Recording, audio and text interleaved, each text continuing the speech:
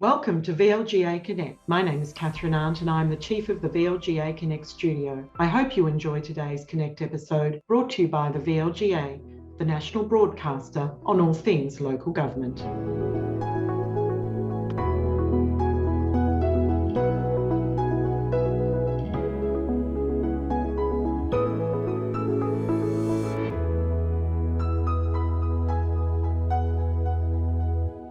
Hello everyone, it's VLGA Connect Governance Update Time, brought to you by Hunt and Hunt Lawyers, with Steve Cooper, the Chief of Staff of the VLGA, joining me online as always. Hello Steve, is the washing machine on pause or having a break? We've sorted the washing machine, Chris, that's all fine. Thank you for asking, I really appreciate that you care. Well, a few people have commented on our discussion about washing machines and pegs last week. Some of the insights into the home life of Stephen Cooper in particular have caused quite some discussion out there in local government land, I believe. And Chris, I say this with love, but a few people need to get a life, really. Look, can I just do a mea culpa at the outset? No, this is very, very hard for me to do, Atypical of a male, I'm sure. I hate to admit when I'm wrong. But I've always been super critical of clickbait. And I look at things and think, that is just clickbait. I'm not going to click on that and give anyone the satisfaction. Oh, what did you do? Well, I indulged in clickbait. Last week's episode I called the one where Steve walks off.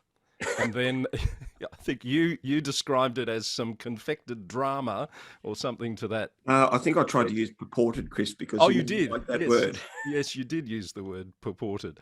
And I've had a number of people say to me, nice bit of clickbait, which embarrassed me, because people have clicked on it to see, well, what made Steve walk off? That was the idea, of course.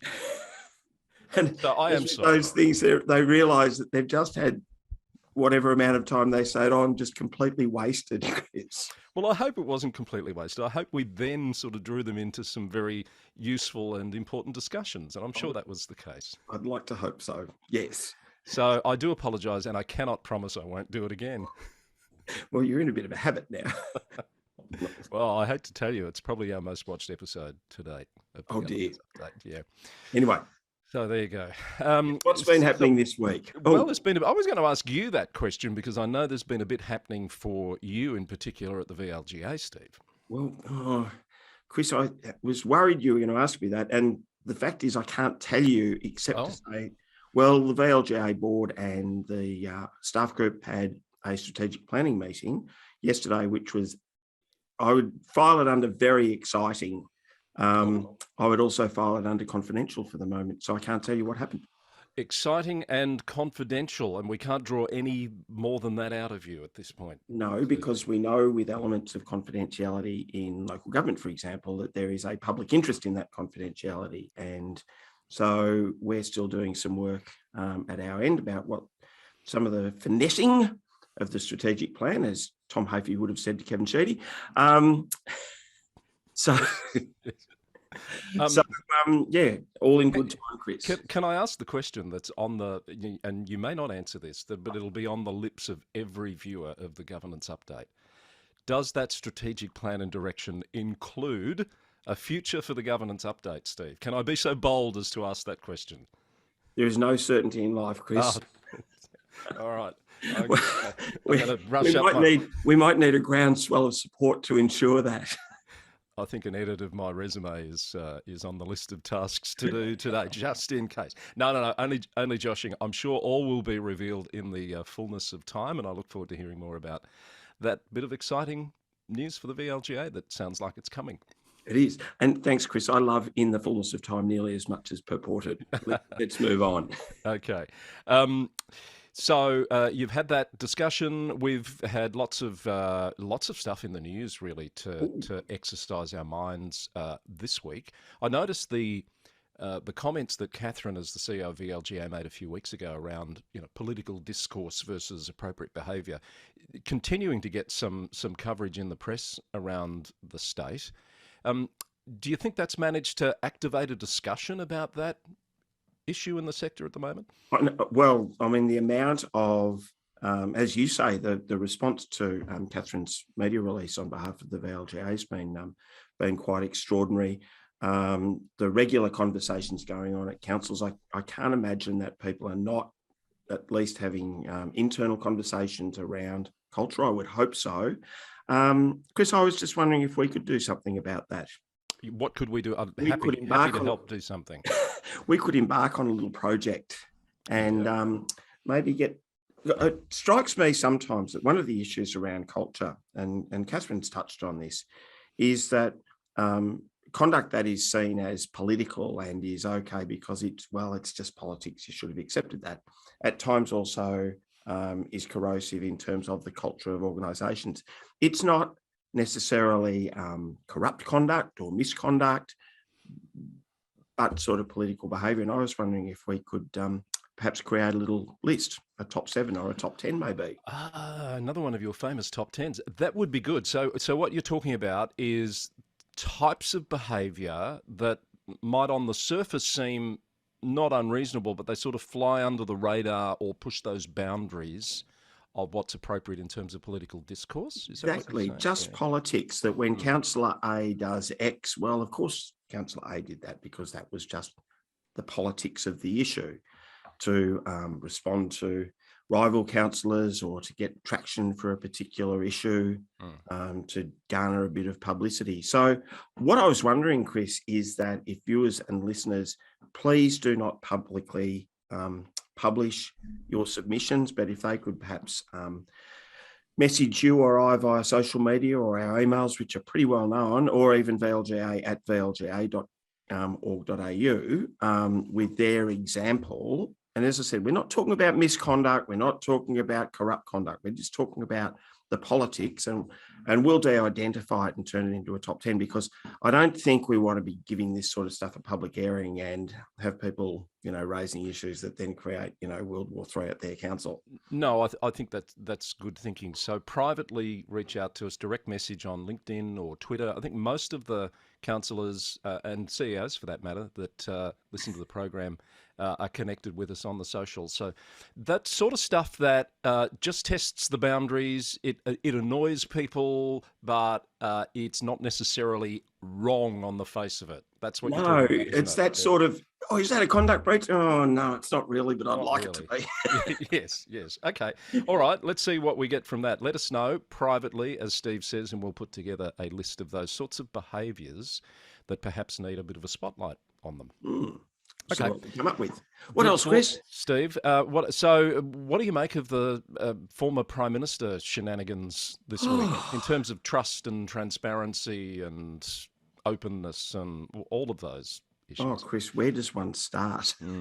I mean, doesn't it, when we talk about transparency, one of the things is that, and there is a difference between, I touched before on the fact that some matters are confidential, for example, and the Local Government Act connotes that there's a whole series of sorts of issues and matters that are confidential because it's a public interest, which is not quite the same thing as transparency in terms of the way that decisions are made and who the decision maker is. And there's no reason for the former Prime Minister, I would have thought, to hide the fact that he had authority over certain ministerial decisions. Especially from those ministers that generally had those responsibilities already. No, well, you'd sort of have to imagine that if trust is eroded internally to government, then public trust isn't going to be helped by that sort of conduct either. Yeah. I thought some of the coverage is a little bit unfair on the Governor-General, trying to draw the Governor-General into this. Do you agree with that? I thought that too, Chris. And I was got to say, until yesterday, right.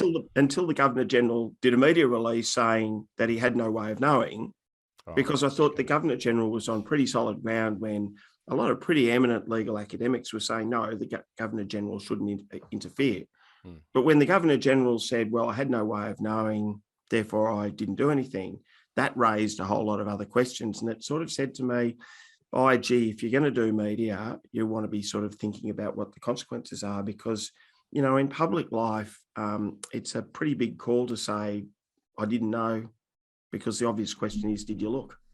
If you're going to do media, you say, one might have asked Scott Morrison to consider that as well before his press conference. Yes, train wreck. It sure Absolute train wreck. Yes. And what about the media in all of this?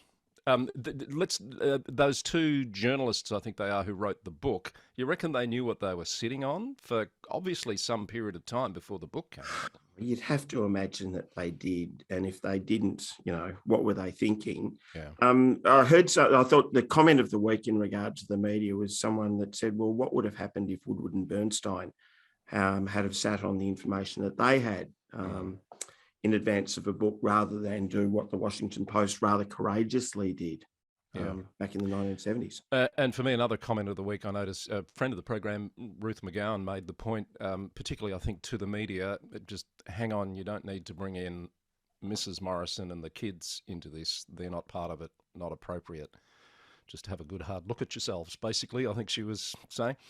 I think that's true. And in fact, in terms of the comments the former Prime Minister made, the one that resonated most for me was when he called for some privacy. I don't think there's much need for journalists to be camping outside people's houses. That's unnecessary. No. But by the same token, don't raise the subject of your family as part of your own political dialogue. Yeah. So tough one. Okay, this journey down Governance Avenue brings us to the corner of public art and policy, Steve. What are we seeing here at this intersection this week? We have had a huge week in public art. We have. It's been cheeky, it's been subversive, but ultimately it's been quite beautiful. It has, but it's not allowed to be cheeky and subversive in Adelaide. Where are we starting in Adelaide, or are we starting? Yeah, we may as well now that I've done that, yes. You have. So what you're referring to is that the Adelaide City Council did a 4-year public art strategy. And when the strategy got to the council, they took out cheeky and subversive and they left in beautiful, because they want beautiful public art, not the other sort. But surely beauty's in the eye of the beholder, and the beholder may see some beauty in cheekiness and subversiveness. Well, I think to some extent, Chris, all art is ephemeral. That none of it remains in the one. Like, you can't expect a piece of art's going to remain in the one spot in perpetuity. You also can't expect that views won't change. We talked about some months ago a situation in the US where monuments were being taken down to Confederate generals. And part of the context for what happened over there, some would say it's cancel culture. Some would say that, oh golly, in the south of the US, there were a great number of monuments erected to Confederate generals between 1880 and 1930. And maybe as time's gone on, the curating of those art collections has said that, society has moved on. So I sort of find it interesting that what might have been cheeky and subversive in one era might be beautiful in another era. And it's a bit kind of, sort of at times the role of art to reflect and shape public opinion. You've clearly thought about this more deeply than I have. You mentioned the statue subject. Well, that's been a live issue in Hobart this week, the culmination of a process to consider whether a statue of the former Tasmanian Premier William Crowther should remain or be taken down. Now, briefly, the backstory: former Premier, late 1800s, the statue went up. In around about 1869, I think it was, he's known to have mutilated the body of an Aboriginal man, and that, of course, has sat very uncomfortably with local Aboriginal people in particular for some time, and they've been campaigning for this statue to be removed, and this week they got their wish. Yeah, so, and the council will take some steps to remove the statue and put it into storage, and there's been uncommittal so far, Chris, in terms of whether the statue will be somehow re-imaged or remain in storage. There's no real certainty of that. Do you know one thing I did discover this week on that topic, and we'll come back to Hobart? No, tell me. The City of Melbourne has a rather excellent webpage in describing all of its public art collection. Oh, okay. Did you also know that the rather iconic Burke and Wills statue, which is in storage at the moment because it was in the city square where there's a big new railway station being built, has been relocated 5 times? Oh, really? Yes. Oh, I didn't know that. Well, there you go. Yeah. Now, I'm not sort of saying, Burke and Wills are kind of a bit of just a quirky Australian thing, but I thought that was a really interesting thing that, public art does move around. Public art, falls in and out of favour. I think that rather famous Ron Robertson Swan construction, the Vault, to my knowledge, has had 3 locations. Yes. Where is it now? Last time I saw it, it was down near the aquarium on the Yarra Bank. Right. Okay. Yeah. Haven't been in there for a while, so. No, it's sort of tucked away in a little pocket. But, you know, it's just public art and it should be there. And I just think, views change and, you know, maybe we should respond to that. I think my take personally is as we go through nationally at a state level and locally, truth-telling and reconciliation and ultimately treaty, that, you know, if the local elders are making a request such as that, it's probably a pretty good thing to take heed of. Yes. Just one other comment, Chris, that just popped up this week. Yeah. You know, there's a new suburb called Whitlam in Canberra. No, I did not. Well, there you go. And there's a public park in Whitlam that has just been named Blue Poles Park. Blue Poles Park. Well, that's a famous piece of art too, isn't it? Well, that was scandalous at the time that the Prime Minister authorised the spending of millions of dollars on Jackson Pollock's Blue Poles. But we now look at Blue Poles, and the fact that that has been in the ownership of the National Gallery of Australia has meant that it's been able to be loaned to other galleries. We've been able to borrow magnificent works of art from overseas, and, you know, the nation has benefited from the art tourism that's resulted. So these sort of views change.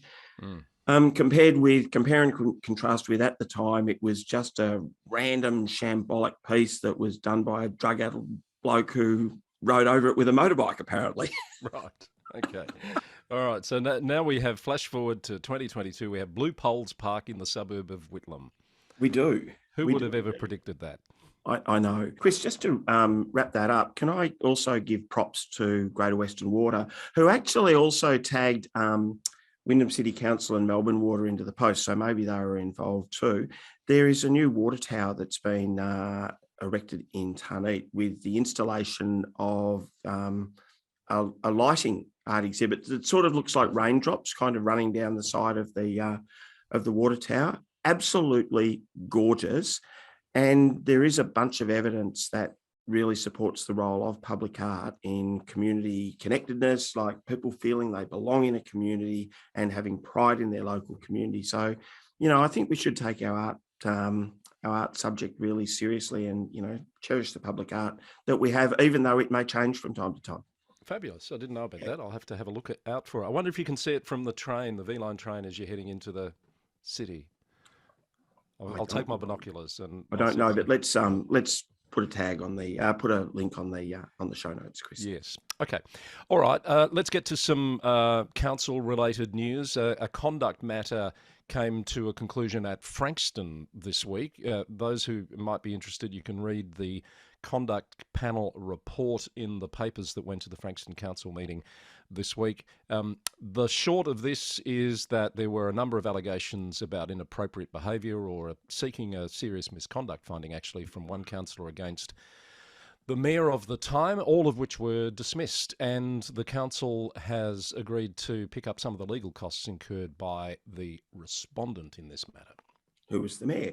Yes. I would presume, Chris, that mayors all over the state will be heartened by this decision, and indeed aspiring mayors and other councillors, that what the decision does is reinforce the ability of the mayor to reasonably support councillors in the performance of their roles, which sort of includes drawing their attention to appropriate use of social media and so on. Which is a requirement of the mayor under LGA 2020. Exactly. So, you know, and maybe this is a positive sign of, even though it's not precedent, but our conduct panel coming down with a decision that sort of further reinforces and clarifies the role of the mayor, Chris. Yeah, so I don't propose to go into the specifics of this. A lot of it was around sort of social media posts and media comment, etc. The press has reported that the matters cost Frankston City Council around $30,000, and about 5 of that, or 4.5 almost, is a cost incurred by the mayor, or the former mayor, we should say, not mayor currently. Yeah, Mayor Boland. Yeah, former Mayor Boland. Yes, in defending his position at that panel. And in fact, that was a part that really tweaked my attention, Chris, was I was sort of reminded to go and have a look at, well, what are the circumstances in which a council can reimburse, in this case, the mayor for expenses incurred in this matter. And I did have a little yarn with Tony Rannick at Hunt and Hunt, and he reminded me of Section 40 of the Local Government Act that says a council must reimburse a councillor or a member of delegated committee for out-of-pocket expenses where the council is satisfied are bona fide expenses, have been reasonably incurred in the performance of the role of councillor or member of the delegated committee, and are reasonably necessary for the councillor or member of a delegated committee to perform that role. And I think that third tranche is particularly pertinent, Chris. All right. We'll pop a link to those papers if anyone wants to have a look at that report in the show notes. In a first for a Victorian council since our last episode, Kingston has announced they're the first Victorian Metropolitan Council to have a shared parental leave policy, Steve. Yeah, and well done to Kingston. And of course, there has been a bit of criticism of the council from the usual suspects around. Really? Oh, yes. Over this, as to why should council staff have parental leave? And my take, Chris, is should councils who are big employers of staff seek to adopt best practice, and in particular respond to a Parents of Work white paper that the federal government had previously announced, in an environment where we know that the sharing of parental responsibilities is actually both economically and socially a good thing. Yeah, I'm struggling to see the basis for criticism of this, but there you go. Perhaps you're not one of the usual suspects, Chris. No, I guess I'm not. But so the initiative, according to the press release from Kingston, the initiative now allows both parents of children born after the 30th of June this year to access up to 104 weeks of parental leave, including 16 weeks of paid leave. Again, link in the show notes if you want to read more about that announcement out of Kingston this week. Port Phillip, early years decision, big decision at the council this week, where there were 3, I think, early years centres that they've been consulting on and were proposed to be potentially sold. The council has decided not to sell them, and that's a decision that's been welcomed, particularly by the Minister for Early Childhood. Forgive me if I've got the title wrong, because I probably have, Ingrid Stitt. Interesting move here, Steve, in the face of pressures in this space that a lot of councils are feeling. There's been a real public campaign about this issue, Chris, and the council had, to the best of my knowledge, until fairly recently, been holding firm on the decision to, I guess, I'm just trying to think, to get out of those particular locations and to consolidate those services. Yeah. But I thought and this is certainly no criticism of the council or Mayor Marcus Pearl. It was, I think the mayor has been in a spot where the media release has said as much as he is able, but probably not as much as he would like, because certainly it conveys the decision of the council in principle, but also makes the point that there are a number of sort of financial and other hurdles to be negotiated before the council can really formalise that decision. Yeah, so there's been a few councils that have already finalised building blocks partnership deals with the state government. More to come, and I think what this one's hinging on is that building block partnership to be agreed to the satisfaction of the parties, so that the council can basically rebuild, I think, those centres under those arrangements. Yeah, certainly a statement of intent there from the council. Yeah, rebuild or renovate, I think was the word. Okay, moving on to a bit of other news. The Nationals leader federally, David Littleproud MP, has put constitutional recognition for local government back on the agenda this week, Steve. Who would have seen that coming, Chris? That yeah, but we'll find allies in the most interesting places. So yeah, Mr. Littleproud has basically said, and I'm probably verbling him somewhat, so I apologise for that, but that the constitutional recognition of local government will put the councils on an equal footing with the states in terms of access to funding, and would, in that sense, mend some of the inefficiencies that we currently see. in use of funds. So he's penned a letter to the editor, which has got a run in some of the papers this week, where he's drawing a link with the pandemic, exposing deficiencies with the system of federation, basically, particularly at the state level. And while I don't think he's going as far as to say the states should be abolished, he's certainly saying that the local government level can be bolstered somewhat to increase efficiencies, to deliver services more efficiently, and to remove duplication. Oh, and it will be sort of interesting to see where this goes, Chris, because we haven't really, I think it's been a few years now since we've had, that real push for local government constitutional recognition. So it's about time we had another one. I thought it was dead in the water, to be honest. I didn't think it would come back. Oh, it just keeps every few years, every 5 to 10 years, back it comes. It will be really interesting as to where it sits in the new federal government's view of federation and the arrangements that underpin federation. And as we know, unless there's bipartisan support, not much point running a referendum. That said, I would have thought that the federal government at the moment is committed to constitutional recognition of our First Nations people. That will be a priority. It will be interesting to see if they can coalesce. Yes. All right. So watch this space. I'm a bit of a skeptic on the chances of that ever getting up, but hopefully I can be proved wrong, Steve. Exactly. I'm with you 100%, Chris. I note that the new headquarters at the City of Greater Geelong have been completed. What a magnificent looking building this is. And I think the first of the teams from the council will be moving in this month. Well, the staff at the City of Greater Geelong have not cohabited since amalgamation. So to have that magnificent facility, I think, will be to the benefit of the city and the organisation. Yeah, no, I'm not sure if I'm saying this right. It's going to be called Wariki Nyal, which is obviously an Indigenous name, and it'll be open to the public on Monday, the 5th of September. So well done to the folks at Geelong. And of course, I know Martin Cutter will be delighted to see that happen before he steps down next month. Exactly. Yeah, no, congratulations to Martin and to the council. And you can be first in the queue. Yes, well, it's just up the road for me, isn't it? So I'll go and have a look. MAV has called for an end to rate capping. You would have expected this sort of messaging to start coming as we head down towards a state election, Steve.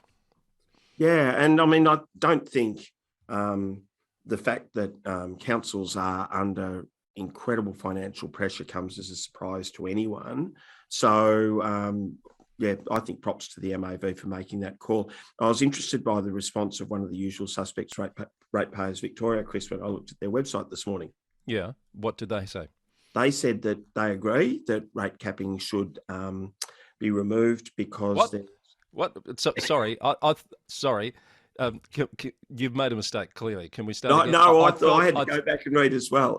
I thought you said they agree that rate capping should be removed. Yeah, possibly. Yeah, they said it should be removed because, and this again is my words, because there's so much waste and inefficiency that really we need something like some increases in rates to sort of refocus the public attention on, vanity projects and the waste in local government. Oh, okay. Sting in the tail there. That's an interesting piece of logic. I will go and have a read of that to make sure I understand what they're saying. Do that. Thank you, Steve. Down in Tassie, this story we've sort of been following a little bit. The councillor that was convicted of prohibited behaviour, basically indecent exposure, exposing himself. There's been lots of elected member jokes doing the rounds around this one. Don't necessarily need to repeat those, Steve. Except I've just done it. Darren Fairbrother is his name. He's been suspended for 3 months from Waratah Wynyard Council, which is the maximum term or maximum penalty allowed under the Code of Conduct system in Tasmania. That's a determination that the Code of Conduct panel has made this week, effective last Monday. Yeah, look, that's a really good outcome, Chris. I like the idea that when something like that happens, that we all just stay quiet about it, let the process take its course, and the process has taken its course, and isn't that good? So you're right, almost on all counts there. People haven't been quiet about it, but the process has run its course. And, of course, what that means is that we'll take that council through, in fact, all councils in Tasmania, through to elections in October, and it'll be interesting to see whether he puts his hand up again, and if he does, whether the community gives him any attention at all. Yeah, Chris, and just to explain what I think our listeners would know anyway, my point is that whenever someone is inveigled into a administrative process like that and there is a public clamouring, they get to argue that they haven't had a fair hearing. So, yes, yeah, very true, very true. Oh, I knew what you meant. Now, a couple of classified announcements. A new executive director at Local Government Victoria announced this week in Mike Gooey, who's, I think, well connected within the state level of government and has been involved out in the regional areas in some economic development works, and I think is currently the ED of Animal Welfare Victoria. He's coming across to Local Government Victoria next month. He is, and Mike did a Churchill Fellowship some years ago and studied something like regional development. So well connected in local government, extensive state government career. I welcome Mike, and we wish him well. Yeah, absolutely. I think I said next month. It might actually be right at the end of this month. I'm not sure on the date now, but he's not far away from taking the reins at Local Government Victoria, and I'm sure he'll be greatly welcomed. And so Colin Morrison will go back to his substantive role and has done a terrific job filling the breach. Always a pleasure dealing with Colin, so well done to him, Chris. Here. And I think I heard he's going to take a well-earned break as well, so good luck. Good luck to him. Ali Wasty at Bass Coast Shire has been re-engaged, can we say, or reappointed on a new contract of the maximum term of 5 years this week at Bass Coast, which will take her through effectively to early 2028. So that's a great vote of confidence from that council in its CEO, who's been out there and quite visibly doing some terrific work in the sector recently. He has indeed. Congratulations to Ali, to Mayor Michael Whelan, and to the council. And Steve, we missed this one last week, but there was a confirmation that some new amendments to the Local Government Act had gone through the legislative process. I think these largely relate to the rating system and hardship arrangements at councils, interest rates on overdue rates, and those sorts of issues. Am I right? You are, Chris, and there was a Local Government Victoria bulletin on the enactment of the Local Government Rating and Other Matters Amendment Act, and you are quite right. These are around the hardship arrangements and the obligations on councils in collecting rates and other arrears. Yes, and in to a certain extent, in response to the Ombudsman's report from a little while back now on how councils have administered hardship arrangements, particularly through the pandemic. Yeah, that and the Essential Service Commission's done a bunch of work around what good practice looks like, Chris. Yeah, excellent. All right, that's the end of my list, Steve, for this week. Have you got anything else? I shudder to say this, Chris, but I think we're done. We're done. Excellent. All right. Thank you. You go and have a good Friday and a good weekend and get working on that super secret but very exciting VLGA strategy. Oh, you have to hold your breath for a while on that one, Chris. Will do. Okay. All right. Thanks, Steve. Talk soon. Cheers, Chris. Steve Cooper, and that is VLGA Connect. Once again, our thank you to Hunt and Hunt Lawyers, our terrific sponsors for the program, and thank you to you for watching and listening in ever-increasing numbers. Long may that continue, and we'll see you again very soon for more. Oh, actually, while I have your attention, a special episode of VLGA Connect coming early next week, where we look at some of the Premier Sustainability Awards finalists from Greater Geelong and Greater Bendigo in particular. So look out for that, and we'll see you for more VLGA Connect very soon.